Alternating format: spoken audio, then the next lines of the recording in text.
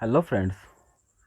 हमने 11वीं कक्षा के गणित में एक पिछला वीडियो में एक्सरसाइज 2.1 के सभी प्रश्नों को कंप्लीट कर लिया था।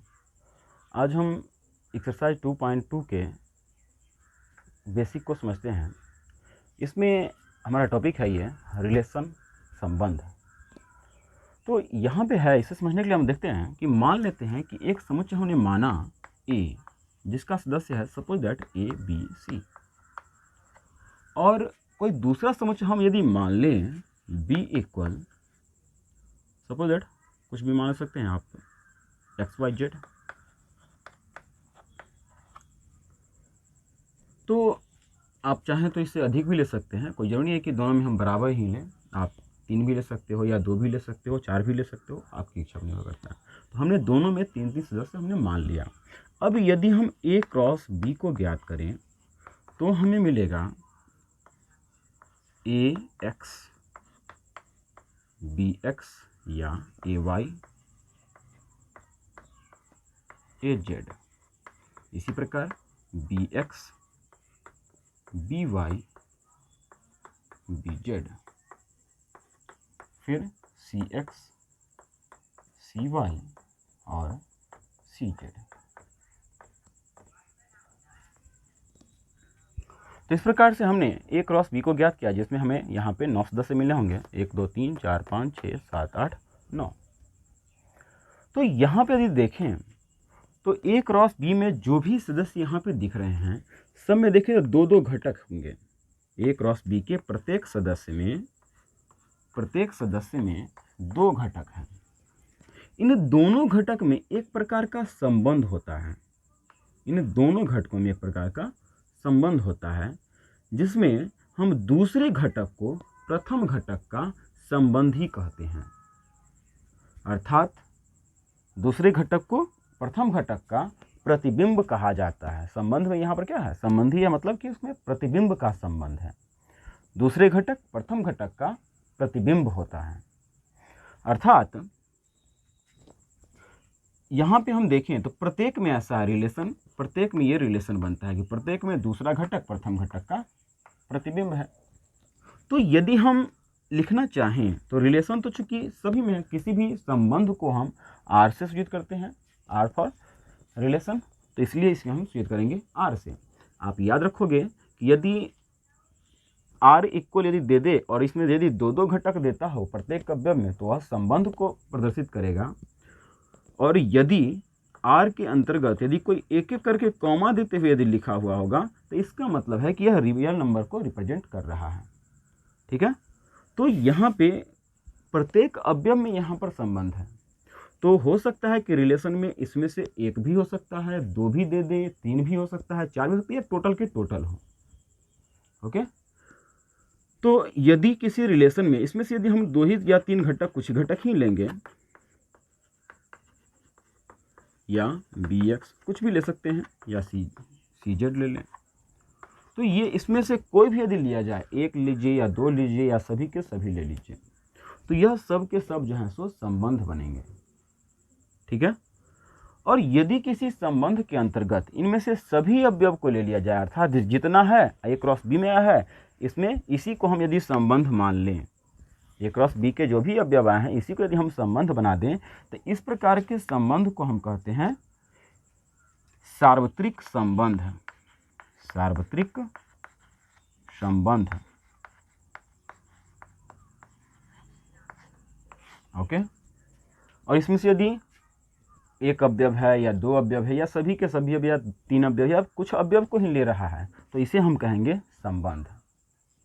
ओके, अर्थात हम यहाँ पे हम कह सकते हैं कि संबंध जो है जब भी होगा वह ए क्रॉस बी का उपसमुच्चय ही होता है। संबंध जब भी होता है वह ए क्रॉस बी का उपसमुच्चय होता है। कहे कि इसमें से हम यदि 1 लेंगे तो भी इसका उपसमुच्चय होगा, 2 ठो लेकर के बनाएंगे संबंध तो भी उपसमुच्चय होगा, या टोटल ले लेंगे तो भी उपसमुच्चय ही होता है। अब यदि हम यहाँ पे बात करें कि संबंध यदि ए से बी में जा रहा है, अर्थात यदि ए और बी 2 अरिक्त समुच्चय हो, यदि ए और बी 2 अरिक्त समुच्चय हो, अरिक्त मतलब कि ए में भी कुछ ना कुछ अवयव हो और बी में भी अवयव हो, तो उस स्थिति में उसे हम प्रदर्शित करेंगे R times R such that A tends to B से। हमने कहा यदि ए और बी दो अरिक्त समुच्चय इस प्रकार से हो कि संबंध ए से बी में जा रहा हो, तो इसे हम रिप्रेजेंट करेंगे R such that A tends to B से।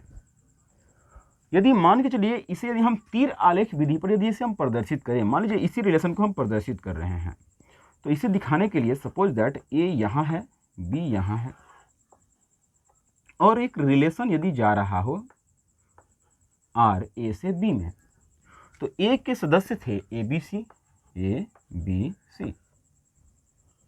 और बी का सदस्य है X Y Z. Suppose that यदि हम यहाँ भी कुछ हम दूसरा ले रहे हैं ताकि आपको और अच्छा समझ में आ जाए, वाई ही ले रहे हैं, तो क्या हो रहा है। सो देखिए ए का प्रतिबिंब x है, ए का प्रतिबिंब x मान लिया हमने, ए का प्रतिबिंब y भी है तो ए का प्रतिबिंब y है, b का प्रतिबिंब x है तो b का प्रतिबिंब x हो गया, फिर c का प्रतिबिंब y है तो c का प्रतिबिंब y है। तो हमने यहाँ पे चेंज क्यों किया था वो भी अभी हम समझाने वाले हैं, देखते हैं। देखिए यहाँ पर क्या हुआ, जिससे रिलेशन जा रहा है इसे कहते हैं हम तीर आलेख विधि से इसको हम दर्शाने करके आपको समझाने की कोशिश कर रहे हैं कि जिससे संबंध जा रहा है उसको हम कहते हैं डोमेन, प्रांत।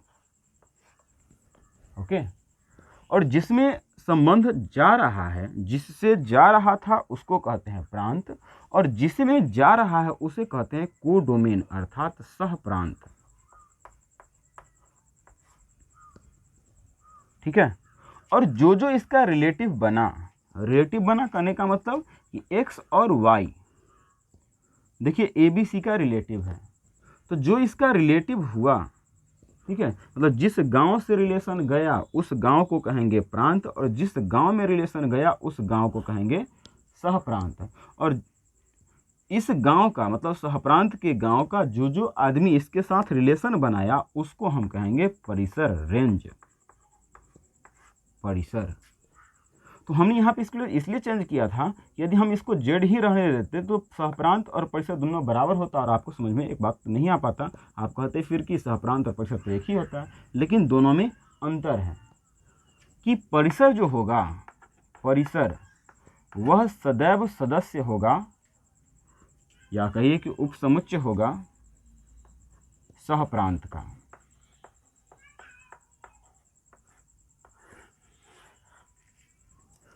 परिसर में जो भी सदस्य होगा वह सब के सब सहप्रांत का सदस्य होता है। ओके, तो परिसर सहप्रांत के बराबर भी हो सकता है यदि इसका सभी, यदि सहप्रांत के मतलब कि इस गांव का जितना भी होगा सब यदि रिलेटिव होता है तो दोनों बराबर हो जाएगा। ठीक है, तो इस प्रकार से इस एक्सरसाइज के बेसिक को हम समझ सकते हैं। नेक्स्ट वीडियो में हम समझेंगे इस एक्सरसाइज के प्रश्नोत्तर को। तो मिलते हैं अगला दिन नेक्स्ट वीडियो के साथ, तब तक के लिए गुड बाय।